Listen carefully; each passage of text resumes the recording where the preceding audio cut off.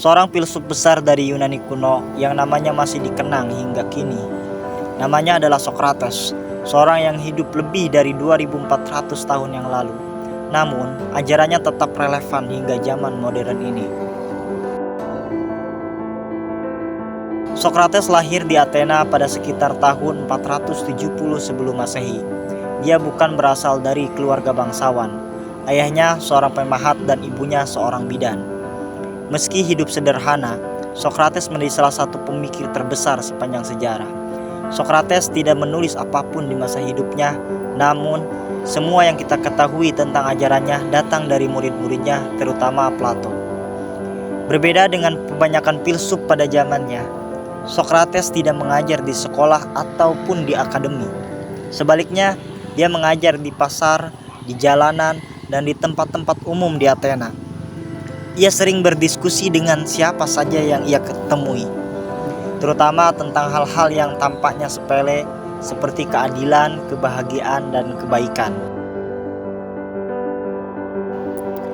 Socrates dikenal dengan metode bertanya yang kita sebut sebagai metode Sokratik.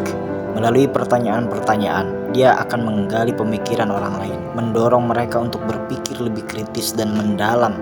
Baginya, pengetahuan sejati tidak datang dari jawaban yang sudah siap, melainkan dari pertanyaan yang tepat.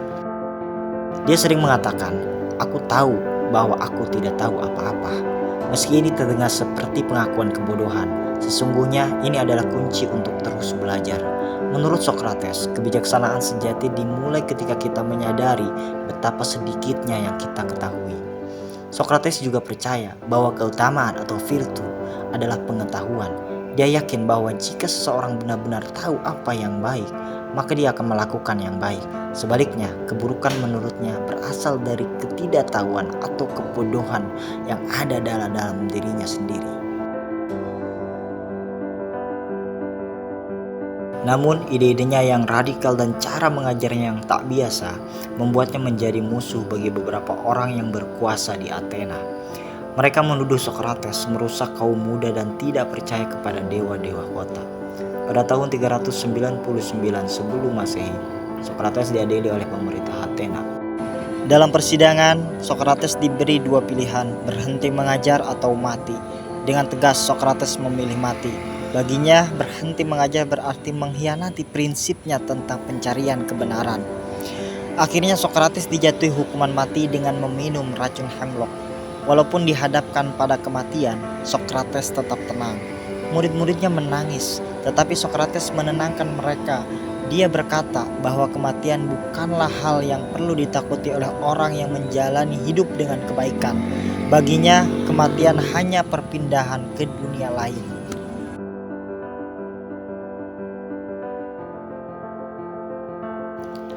Dari kisah Socrates, kita bisa memetik beberapa hikmah penting.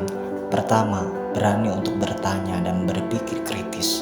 Jangan pernah menerima sesuatu begitu saja tanpa memeriksanya terlebih dahulu. Socrates mengajarkan bahwa setiap kebenaran harus diuji dan kita harus belajar sepanjang hidup. Kedua, hidup dengan prinsip. Socrates tidak tergoyahkan oleh ancaman kematian karena dia percaya pada kebenaran dan keadilan. Dia memilih mati dengan keyakinannya daripada hidup dalam kebohongan. Ini mengajarkan kita pentingnya memegang prinsip bahkan di saat sulit. Ketiga, kesadaran akan keterbatasan diri.